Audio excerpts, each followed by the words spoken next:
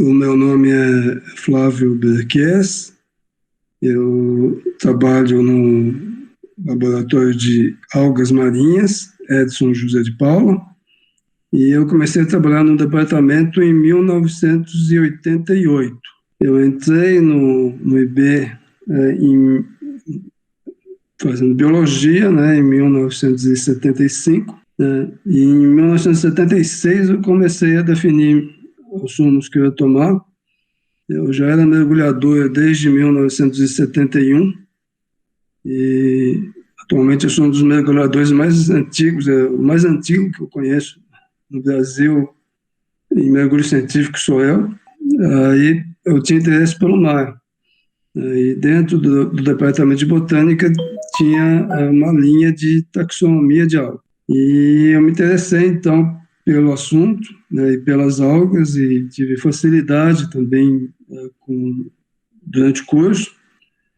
E eu comecei um estágio dentro do herbário de algas, que é o que existia na época, né? Então a gente tinha um herbário de algas de um grupo que estudava algas no departamento. Esse herbário, né, vale a pena contar a história, ele veio de um grande pesquisador do departamento, que é o Dr. Ailton Brandão Joly.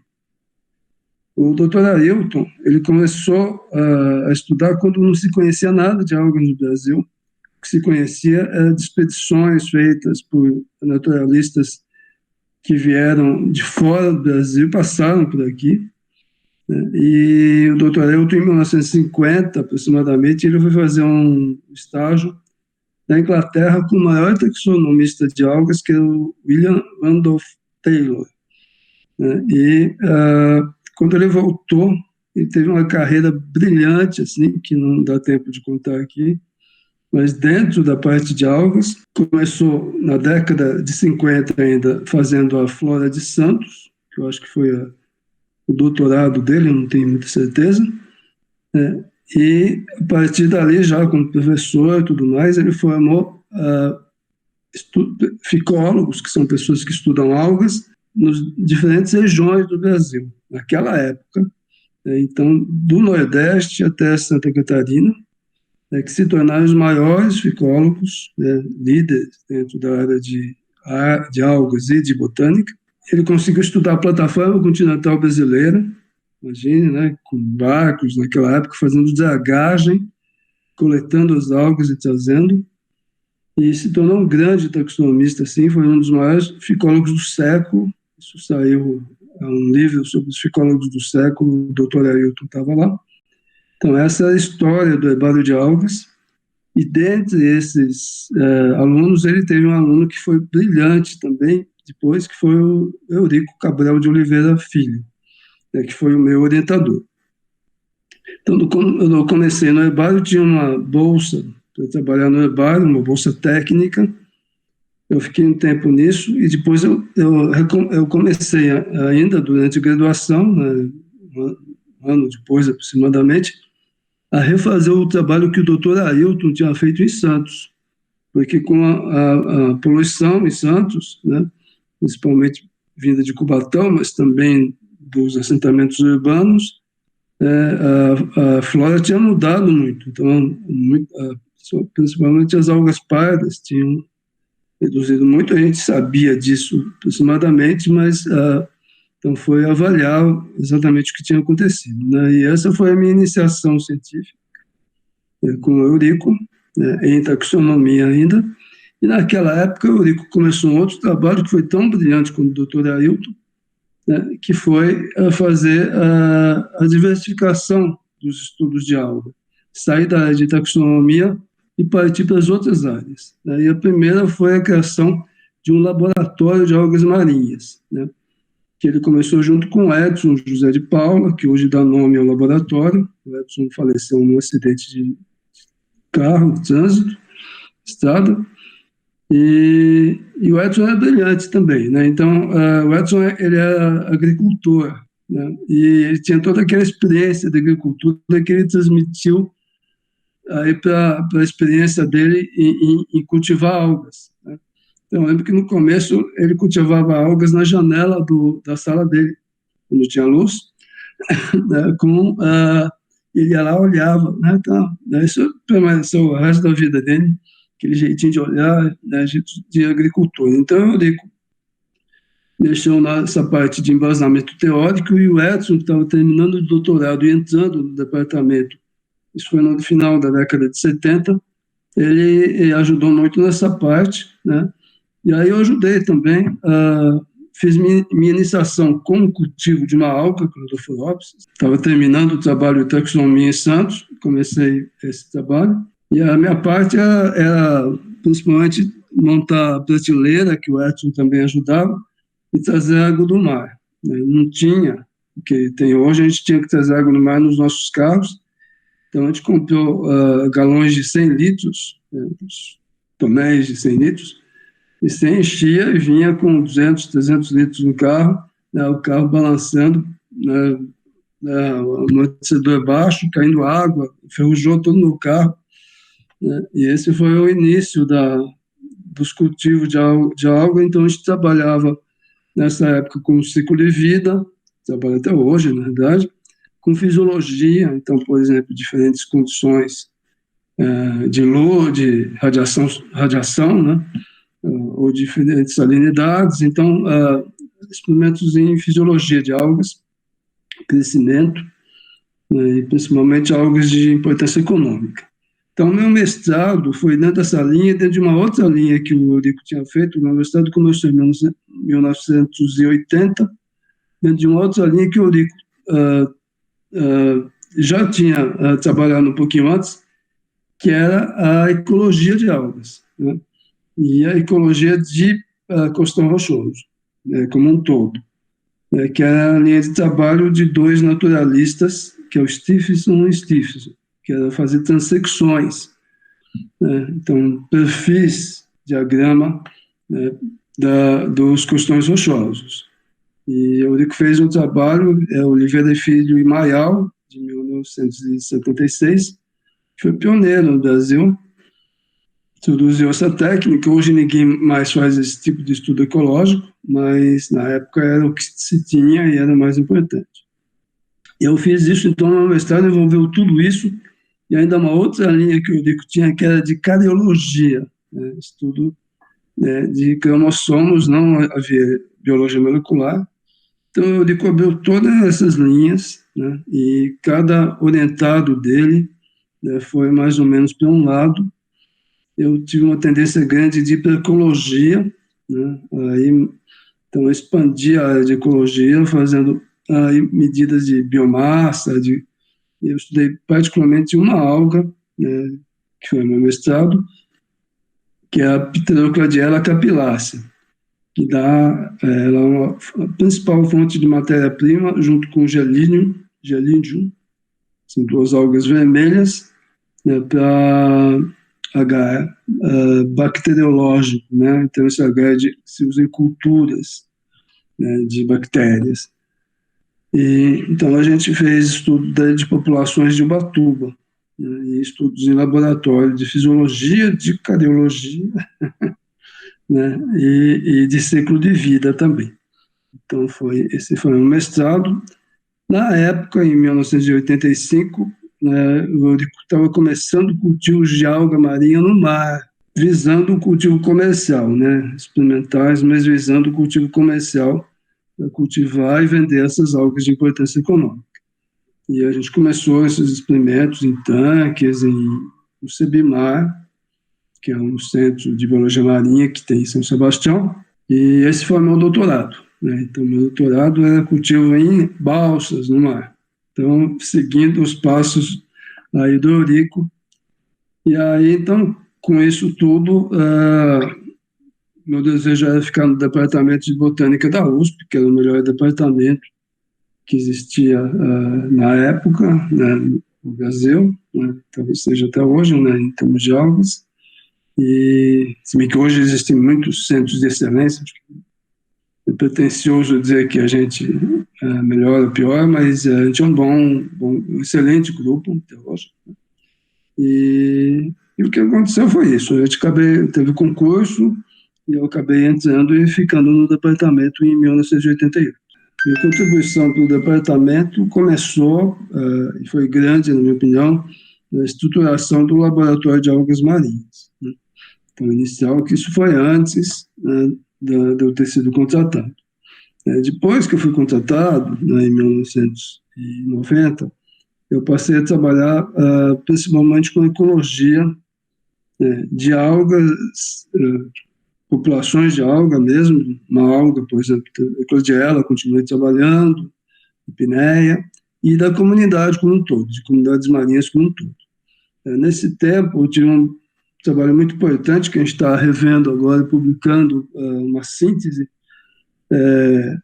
que foi o trabalho na plataforma continental brasileira, que foi um trabalho pioneiro em termos de mergulho, né, mergulhar em alto mar, ninguém mergulhava em alto mar, né, em 86, né, e foi um trabalho relacionado a um estudo de impacto ambiental.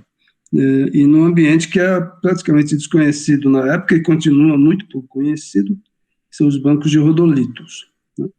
Então a gente ia periodicamente e mergulhava, então tinha uma corrente de 3 nós para o lugar que você mergulhava, então o próprio navio que a gente ia, e esse navio para ficar fundeado era muito difícil, porque a âncora não agarrava, e essa corrente de 3 nós, que dá uns 5 quilômetros por hora, era constante, você caía na água e ia embora. Então, você caía na água, tinha que afundar rapidamente, a profundidade era 20 metros, né, para chegar no fundo logo, senão você era arrastado, né? Então, é um trabalho difícil de fazer, né, e que envolvia riscos, né, e por vários motivos. Um deles é que a comunidade é meio móvel, né, isso é interessante, os bancos de rodolito, como se fixam nos rodolitos, que são bloquinhos de alga vermelha que parecem pedras, né, fusiformes, com outras algas folhosas em cima, então que lá fica mexendo, né? Então, quando você põe um quadrado para fazer a amostragem, ele vai embora, depois volta, principalmente efeito de onda. Então, você não sabia o que ia mostrar. Hoje em dia, seria mais fácil que você poderia fotografar. Na época, não tinha como fotografar debaixo d'água, você tinha que anotar mesmo. Então, tinham várias imprecisões e tudo mais. Mas foi um trabalho que abriu uma linha de pesquisa aí, importante, que hoje muita gente está trabalhando nisso aí, e gerou um conhecimento que só se tinha dos trabalhos do Dr. Ailton, né, que era com dragagem, jogava a draga e pegava, mas não sabia o que tinha lá no fundo, né, como é.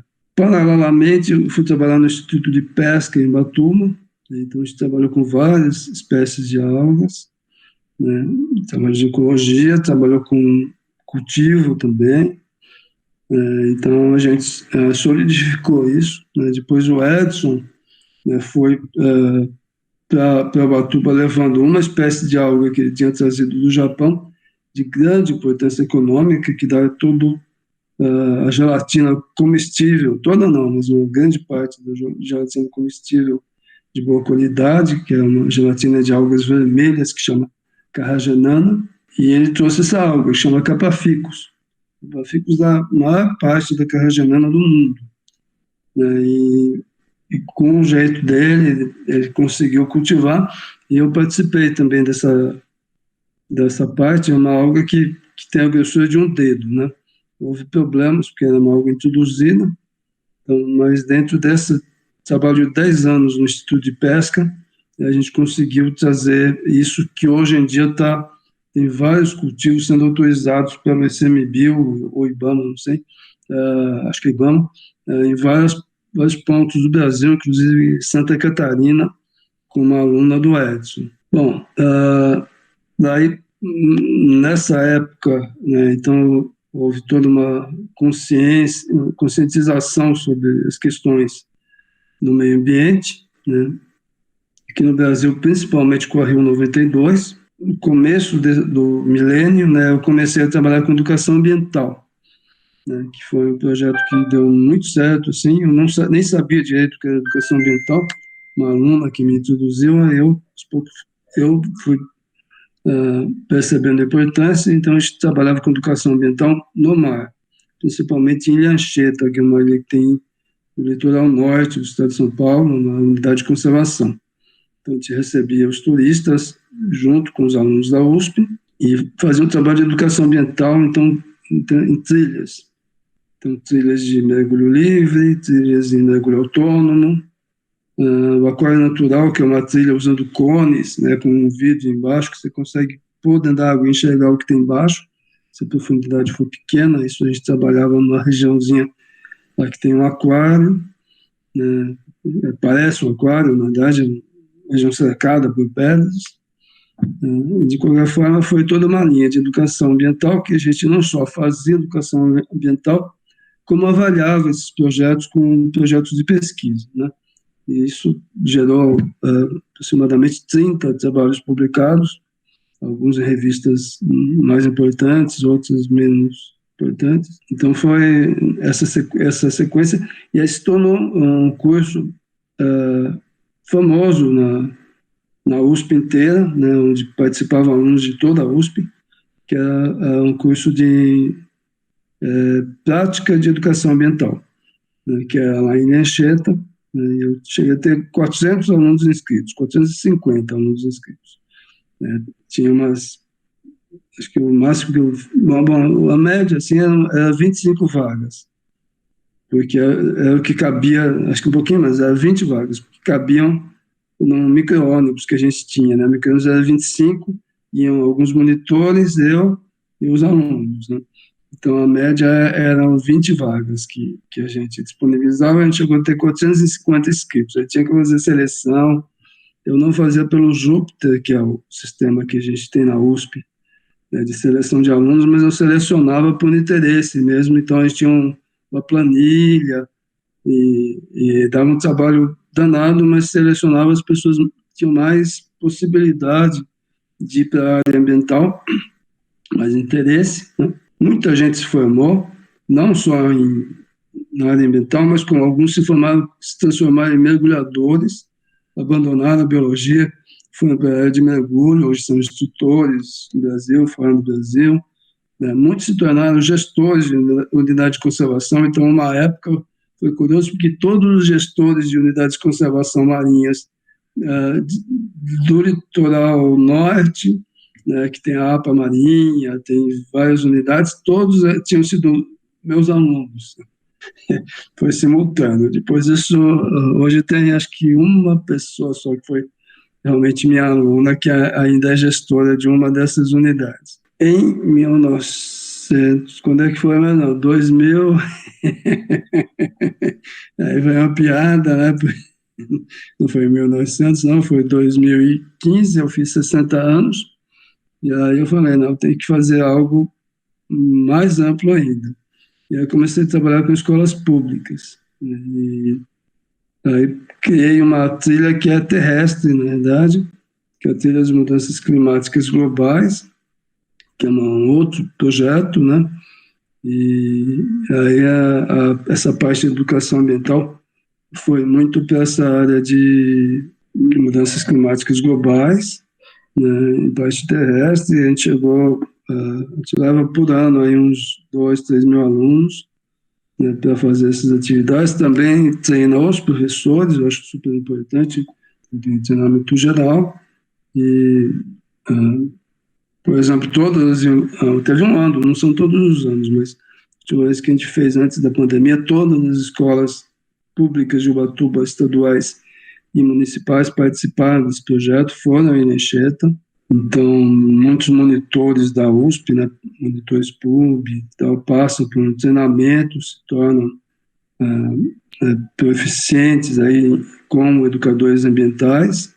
Não são só alunos do curso de bacharelado, mas também esses alunos são beneficiados. Normalmente, quem faz o bacharelado acaba virando monitor PUB ou vice-versa. Então, essa, na parte de educação ambiental, é uma linha que eu pretendo continuar. E aí, dentro da área marinha, a partir de 2009, né, a gente fez um convênio com o Chile, né, uma região muito interessante, né, que é a Terra do Fogo, né, que é uma região, a região mais austral do mundo, que tem terra, né, e que é o sul da Nova Zelândia, o sul da...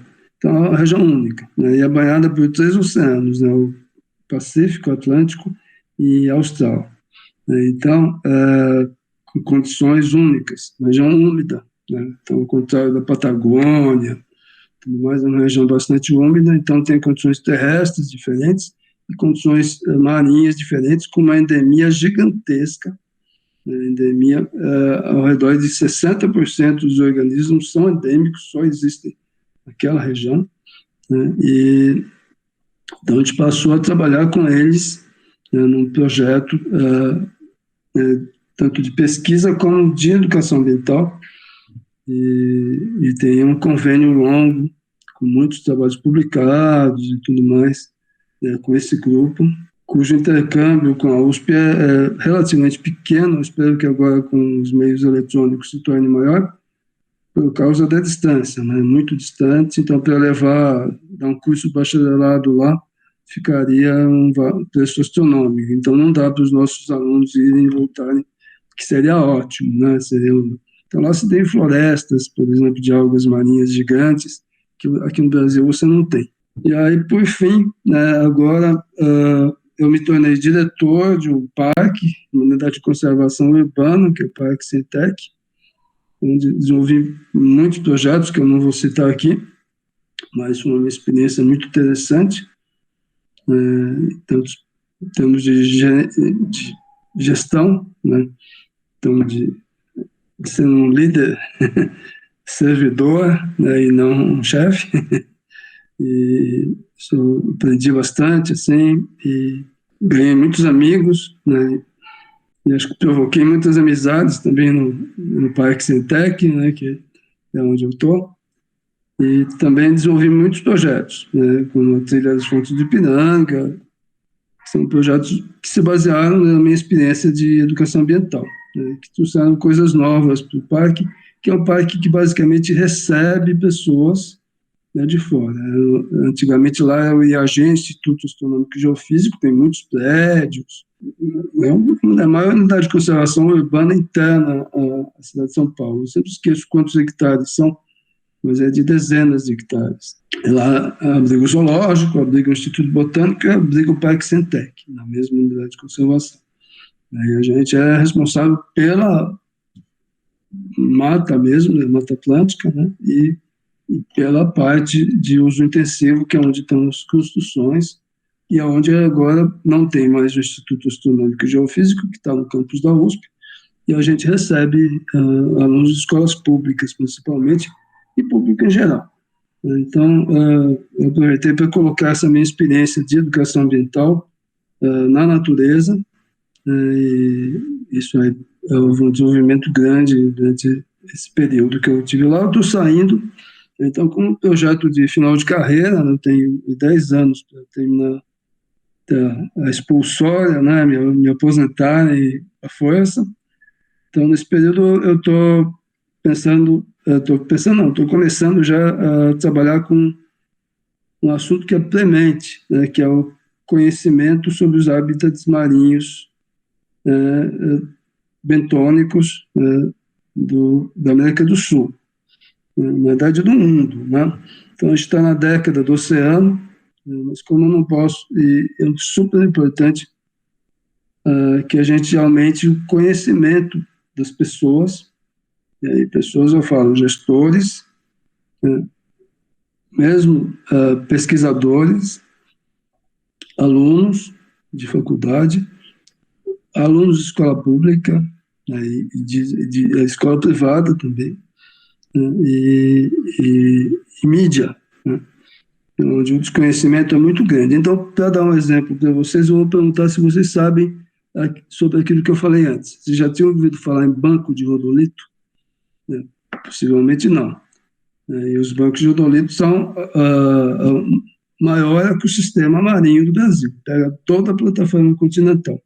Inclusive Abrolhos, onde tem os corais, eles fazem parte do complexo de Abrolhos, onde você tem recifes de corais e tem misturados bancos de rodolito, que são construídos a partir de algas vermelhas calcificadas, que parecem pedra, né? E constrói pequenas pedrinhas mesmo e chegam a construir grandes recifes.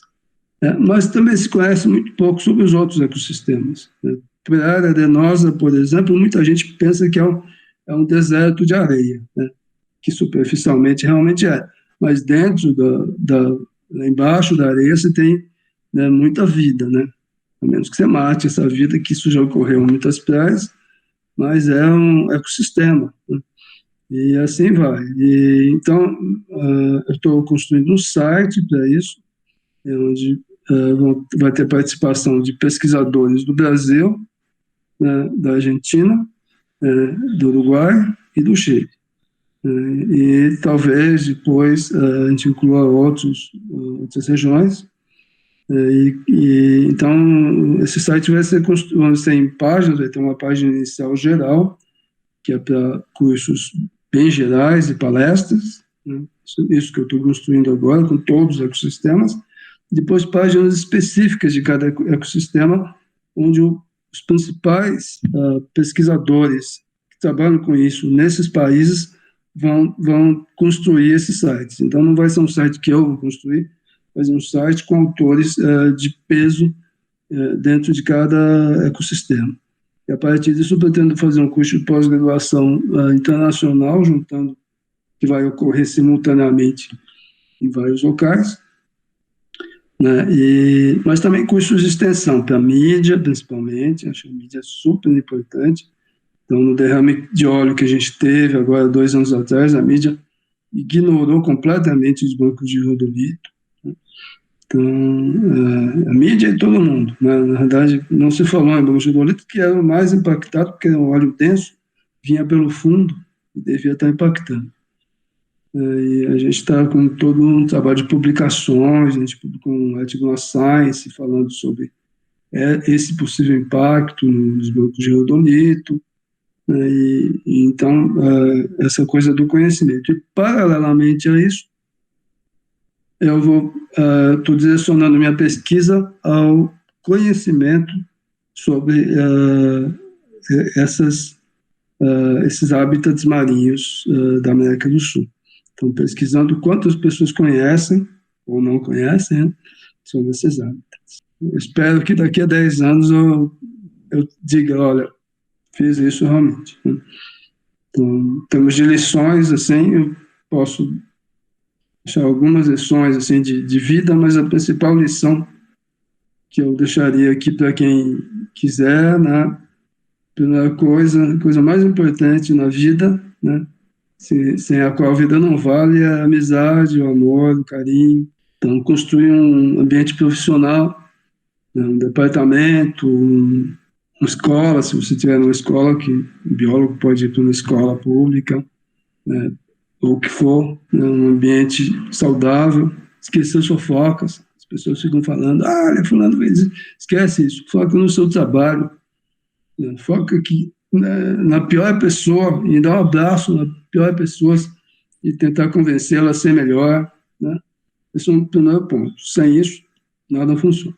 E o segundo ponto é o foco, né? Você ter foco naquilo que você faz, né? Que é um defeito meu. Eu abri agora, por exemplo, sou diretor de um parque terrestre, então seja um erro, né? Mas o foco é muito importante, né? Então, a gente tem muitas oportunidades, as coisas vão aparecendo e você vai tentando, né? Olha, precisa, tem uma fase da vida que isso é muito importante, porque você tem que arrumar um emprego, né? Então, você tem que tentar pegar alguma oportunidade, mas, na medida do possível, focar, ir numa linha, se especializar. Isso é bastante importante, né? Dá para fazer dentro dessa linha que você está, né? Ajudar as pessoas, fazer atividades de educação, de extensão da comunidade, né? Escolas públicas, dá para fazer muita coisa, mas dentro do seu foco, né? Sempre dentro do seu foco. Né? Tentar não pular muito de galho em galho e naquele foco, porque no final da sua carreira você vai ter um legado, né, legal que você vai né, se orgulhar, vai dominar muito aquele assunto, vai ser um grande especialista naquela área, um dos grandes especialistas. E isso aí, então, o foco também é muito importante. Então, daria para dar muitos conselhos, mas eu vou ficar por aí. esses dois aqui, porque não dá tempo de falar mais do que isso. Obrigado.